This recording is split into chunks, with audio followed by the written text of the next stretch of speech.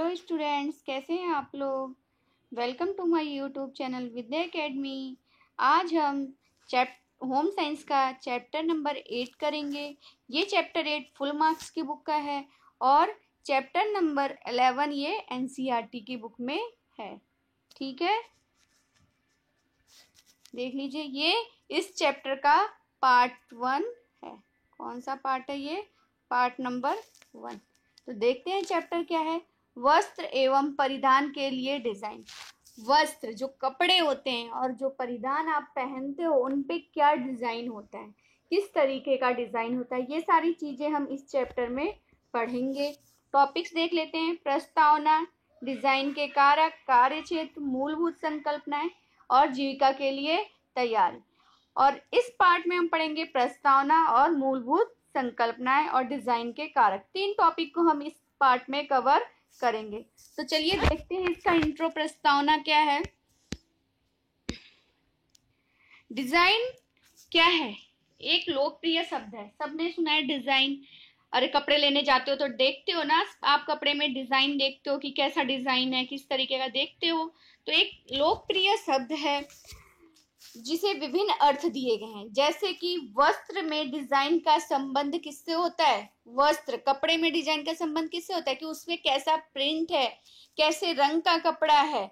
लेकिन जब हम परिधान की बात करते हैं तो उसका संबंध किससे हो जाता है? कि कैसे फैशन का वस्त्र है, परिधान है, और किस फैशन संबंधित सहायक वस्तुएं से। परिधान में डिजाइन का संबंध उसके फैशन और फैशन संबंधित सहायक वस्तुओं से होता है।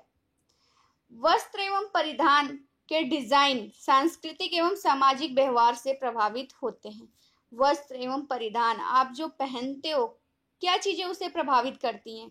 एक तो सांस्कृतिक और दूसरा सामाजिक। सांस्कृतिक जो आपका पर्व है, जो आप रीति रिवाज में रह रहे हो, कैसी चीजें आपको पहननी है। सामाजिक व्यवहार, आपके आसपास के लोग कैसी चीजें क्या पहन रहे हैं, क्या परिधान है वहां का, उसी पे आप भी ढल जाते हो। और समय और जगह के साथ भी बदलते हैं। समय कैसा है, क्या समय चल रहा है, कहाँ क्या हमें पहनना चाहिए। डिजाइन केवल आकर्षक लगने से ही नहीं, अपितु उपयोगिता की दृष्टि से भी अच्छी होनी चाहिए।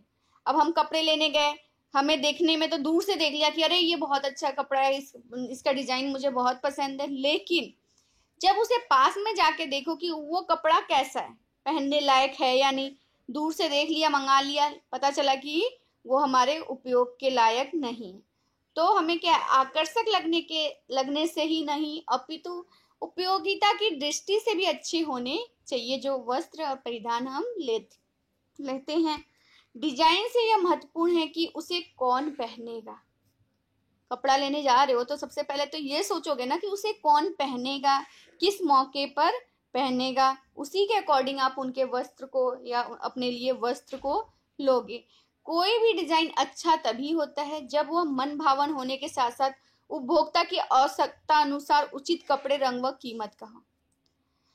हमें कोई भी डिजाइन तभी पसंद आता है कि जब वो हमारे जैसा हम कपड़ा ढूंढ रहे हैं उसी के अकॉर्डिंग वो कपड़ा हो, जो रंग हम चाहते हैं। हम मार्केट गए हैं पिंक लेने, तो हम पिंक ही तो लेके आएंगे, हम ब्लू तो लेके आएंगे नहीं। और उसकी कीमत, हम अपना एक रेंज बना के गए हैं कि 1000 से 2000 के अंदर हमें कपड़े लेने, और हम वहां से जाके 3000 और 5000 के कपड़े लेके आए, तो क्या होगा, वो हमारे मन को नहीं भा सकता, क्योंकि हमारी इच्छा इतने की नहीं थी, हम इतने, हमारे पास पैसे थे, हम इतना लेके गए थे लेने के लिए। तो क्या होना चाहिए, डिजाइन अच्छा तभी होता है जब आपके मन भावन होने के साथ साथ उपभोक्ता की आवश्यकता अनुसार उचित कपड़े हो, रंग हो और कीमत का भी हो। अब इसके कुछ बेसिक कॉन्सेप्ट देख लेते हैं। मूलभूत संकल्पनाएं। डिजाइन विश्लेषण, किसी इच्छित वस्तु को बनाने के लिए योजना अनुसार व्यवस्था करने को हम डिजाइन कहते हैं। किसी इच्छित वस्तु को बनाने के लिए जो आपको इच्छा है, जैसे घर पे आप सिलाई करते हो, बहुत से बच्चे सिलाई करते हैं, लड़कियां, तो क्या करती हैं, जैसा उन्हें पसंद हो उस तरीके का आप बनाती हैं। तो एक योजना अनुसार आप बनाते हो ना, इच्छित वस्तु को बनाने के लिए योजना अनुसार व्यवस्था करने को ही हम क्या कहते हैं, डिजाइन।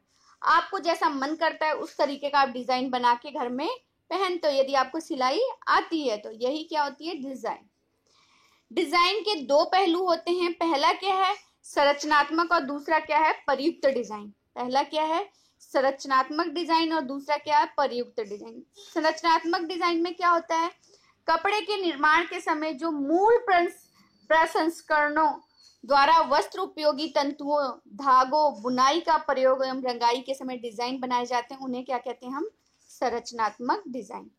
संरचनात्मक डिजाइन में क्या होता है, जिस चीज का हम प्रयोग करते हैं, जिस धागे का प्रयोग करते हैं, जिस तंतु का प्रयोग करते हैं, बुनाई कैसी कर रहे हैं, रंगाई कैसे कर रहे हैं डिजाइन बनाते समय, वही क्या होता है संरचनात्मक। जो चीज हम कर रहे हैं संरचना उसमें कर रहे हैं, किस कैसी कर रहे हैं, बुनाई हम कैसी कर रहे हैं, धागा कैसे लिए, रंगाई कैसी की है, तो वो हमारा क्या हो जाता है संरचनात्मक डिजाइन।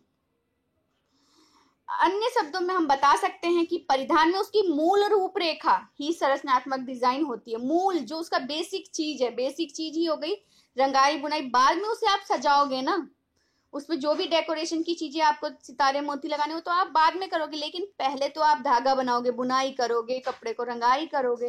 तो यही हमारा क्या हो जाता है संरचनात्मक डिजाइन।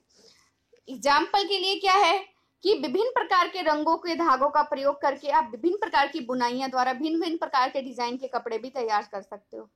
जब आप रंग धागा बना रहे हो तो उस धागों को आप विभिन्न प्रकार के रंगों से रंगे होते हो और उससे विभिन्न प्रकार के डिजाइन भी बन जाते हैं। अब हमारा क्या है अनुप्रयुक्त डिजाइन।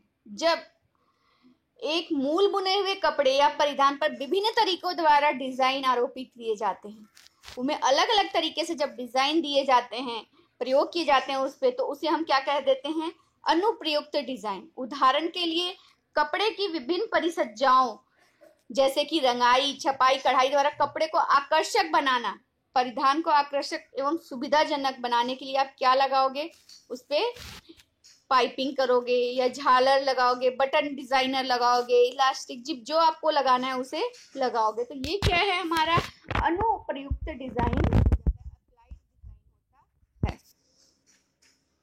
डिजाइन में आप देख लीजिए कुछ डिफरेंस दिए हैं यहाँ पे जो हमने ऊपर पढ़े, उनमें से ये भी है कपड़े का निर्माण करते समय विभिन्न प्रकार के तंतुओं, धागों, बुनाई एवं रंगों का प्रयोग। कपड़े का जब हम निर्माण करते हैं तो उसमें विभिन्न प्रकार के क्या यूज करते हैं, तंतु को, धागों को, बुनाई को एवं रंगों का यूज करते हैं। किसमें संरचनात्मक डिजाइन में। परिधान की मूल रूपरेखा होती है संरचनात्मक डिजाइन। अनुप्रयुक्त डिजाइन में क्या होता है, कपड़े पर विभिन्न परिसज्जाएं जैसे कि जो रंगाई होती है उसमें छपाई जो की जाती है और कढ़ाई आदि की जाती है, क्या होती है हमारी अनुप्रयुक्त डिजाइन। परिधान पर सजावटी बटन लगाना, फ्रिल लगाना, रेस, मतलब हम परिधान को किस तरीके से अलग अलग तरीके से सजा सकते हैं, वो हमारा क्या हो जाता है अनुप्रयुक्त डिजाइन हो जाता है। दो चीजें हमने पढ़ ली, इंट्रोडक्शन और कॉन्सेप्ट। अब क्या है फैक्टर्स, डिजाइन के कारक। तीसरा पॉइंट जो मैंने कहा था कि आज हम 3 चीज पढ़ेंगे। कारक में क्या है डिजाइन के तत्व और डिजाइन के सिद्धांत। डिजाइन के तत्व और डिजाइन के सिद्धांत। डिजाइन के तत्व, अब हम पढ़ेंगे डिजाइन के तत्व। हम जीवन को प्रतिदिन आकर्षक, मनमोहक और सुंदर बनाने के लिए कला का व्यवहारिक प्रयोग अपने गृह सज्जा, परिधान व भोजन में करते हैं। आपको जो चीजें आती हैं उसको आप क्या सोचते हो, अच्छी तरीके से दूसरों के सामने अच्छी तरीके से उसे दिखाएं। बहुत जैसे भोजन आता है तो आपके घर में कोई आता है तो आप क्या सोचते हो, अच्छा से अच्छा भोजन उनके सामने हम पेश करें। डिजाइन के तत्व भी कला के तत्व जैसे रेखाएं, रंग, संरचना एवं आकार आदि होते हैं। रेखाएं डिजाइन के तत्व में क्या आ जाती हैं, रेखाएं आ जाती हैं, रंग आ जाता है, संरचना आ जाता है और आकार। इनके बारे में ही हमें अब पढ़ना है, तो देख लेते हैं। पहला क्या है रेखाएं, दूसरा क्या है रंग, तीसरा क्या है संरचना, चौथा क्या है आपका आकार। ये डिजाइन के तत्व हैं, एलिमेंट्स हैं। हम आज के टॉपिक में बस एक ही इसके टॉपिक को पढ़ पाएंगे, रेखाएं को, बाकी हम नेक्स्ट पार्ट में पढ़ेंगे। रेखाएं परिधान में पहनने वाले व्यक्ति की शारीरिक ब्रह्मा रेखा सबसे महत्वपूर्ण एवं प्रभावपूर्ण होती है। रेखा है जैसे कि आप कोई वस्त्र पहन रहे हो तो उसमें रेखाएं बनी होती हैं, कोई हॉरिजेंटल लाइन होती हैं, कोई वर्टिकल लाइन होती हैं, तो इनका भी हमारे परिधान में बहुत ज्यादा महत्व होता है। इसी रेखा का मूल मानकर परिधान की रचना की जाती है। इसी प्रकार जब पोशाक बनाते समय कपड़े के टुकड़ों को जोड़कर कंधे, बाजू और गला बनाते हैं तो कंधे की रेखा, बाजू की गोलाई व छाती की रेखा तथा संपूर्ण परिधान की लंबाई की रेखा बनती है। गले की, जब आप टेलर के पास सिलाई करने कपड़ा सिलने देते हो तो वो तो आपके क्या लेते हैं, बाजू की गोलाई देखते हैं, गले की रेखा, ये बिना नाप के आप किस तो बना नहीं सकते हैं। तो हमारी दृष्टि रेखाओं के साथ साथ घूमती है और यही कारण है कि रेखाएं हमें क्या प्रदान करती हैं, गति प्रदान करती हैं। इससे हमें पता चलता है शरीर की लंबाई व चौड़ाई का कम या अधिक होने का भी आभास हो जाता है। अब हर लाइन का अलग अलग महत्व होता है। पहली क्या है,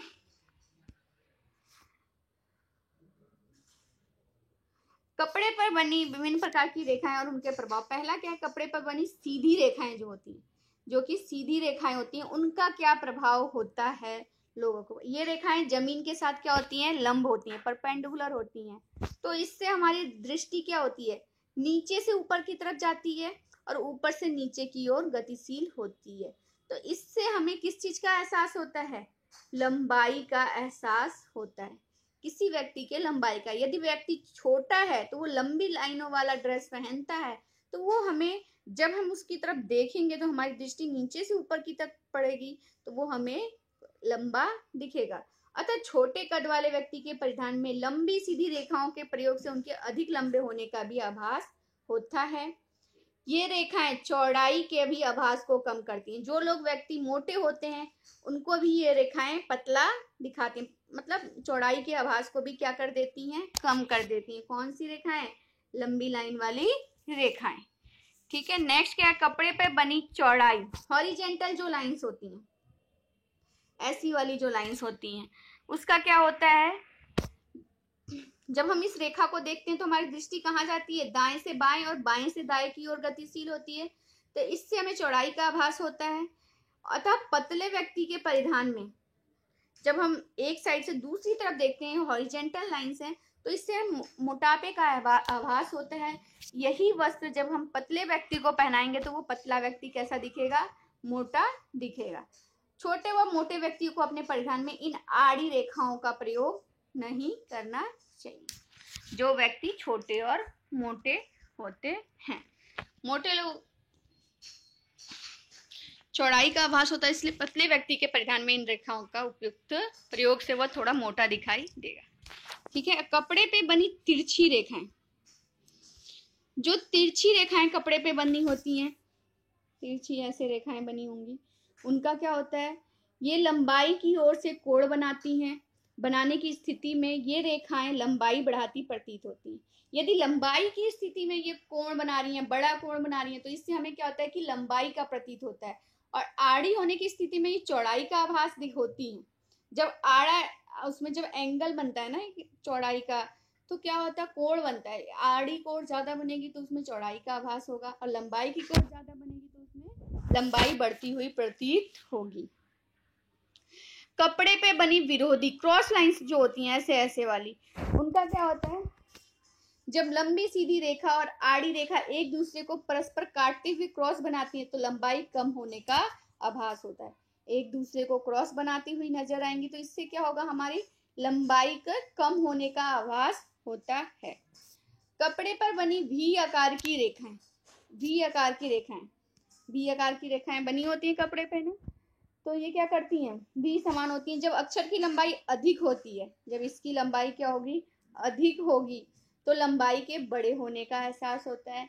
और जब इसकी क्या होगी, ऊपरी भाग क्या होगा, ऊपरी भाग मान लो ये चौड़ा है तो उसकी लंबाई कम होने का आभास होता है। इसमें वी आकार की रेखाओं। नेक्स्ट क्या है, कपड़े पे बनी वक्र रेखाएं जो कर्व लाइंस होती हैं, तो ये क्या होती हैं, घुमावदार होती हैं तथा तो दृष्टि इन रेखाओं के साथ धीरे धीरे घूमती है। अब घुमावदार ऐसे ऐसे धीरे धीरे ही घूमेगी, तो घुमावदार धारी वाली कपड़े पहनने से व्यक्ति की लंबाई पर प्रभाव पड़ता है। वक्र रेखाओं के घुमाव लंबवत होने से लंबाई के बड़े होने तथा घुमाव आड़ा आने पर लंबाई के कम होने का भ्रम होता है। अब कपड़े पर बनी खंडित रेखाएं,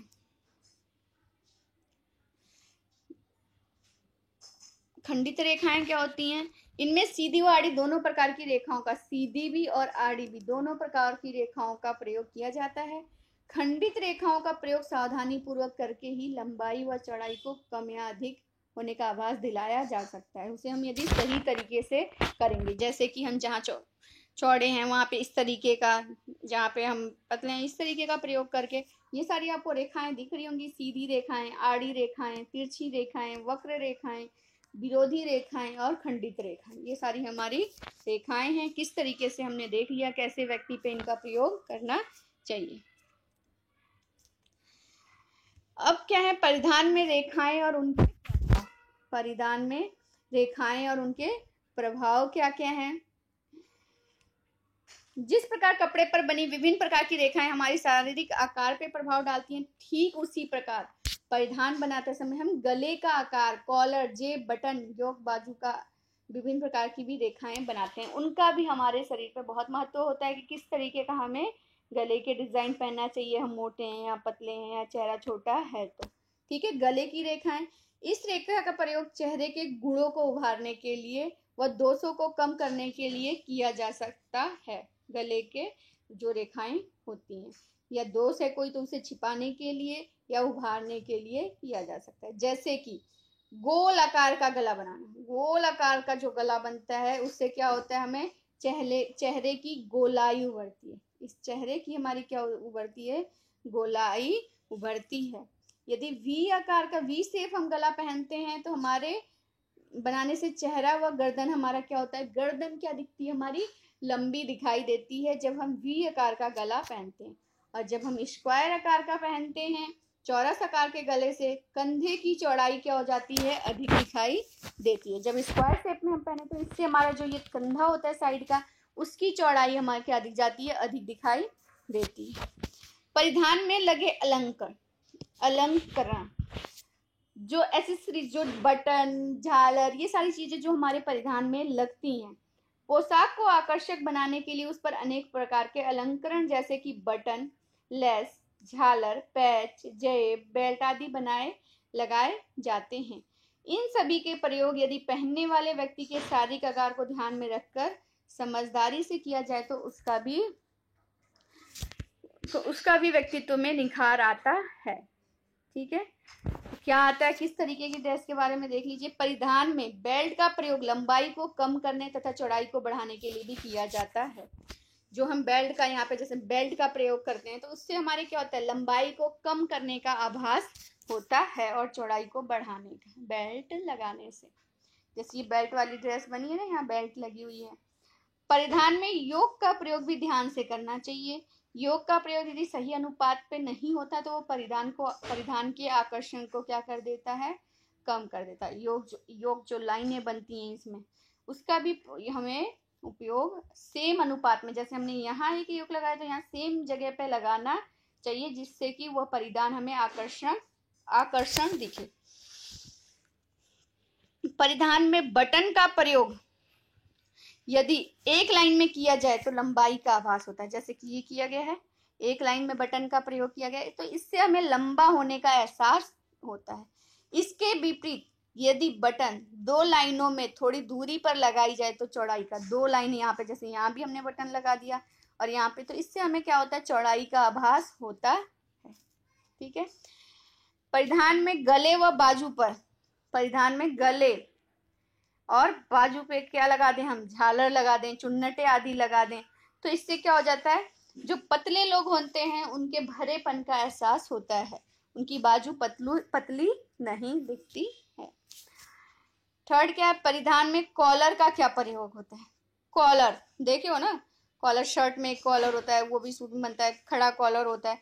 तो बड़े व चौड़े कॉलर पतले व झुके कंधे वाले व्यक्तियों के लिए उपयुक्त होते हैं। जो बड़े कॉलर होते हैं और चौड़े वाले, वो कैसे व्यक्ति को पहनना चाहिए, पतले व्यक्ति को पहनना चाहिए, उनके ऊपर वो उपयुक्त दिखते, अच्छे दिखते हैं।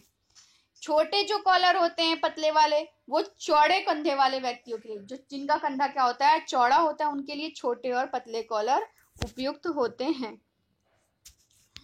परिधान में कलियों का प्रयोग, लंबी पतली कलियों द्वारा लंबाई का आभास होता है। और चौड़ी कलियों द्वारा चौड़ाई का आभास। कली जो लगती है पतली लग रही है तो हमें पतले होने का, और चौड़ी लग रही है तो चौड़े होने का एहसास होता है।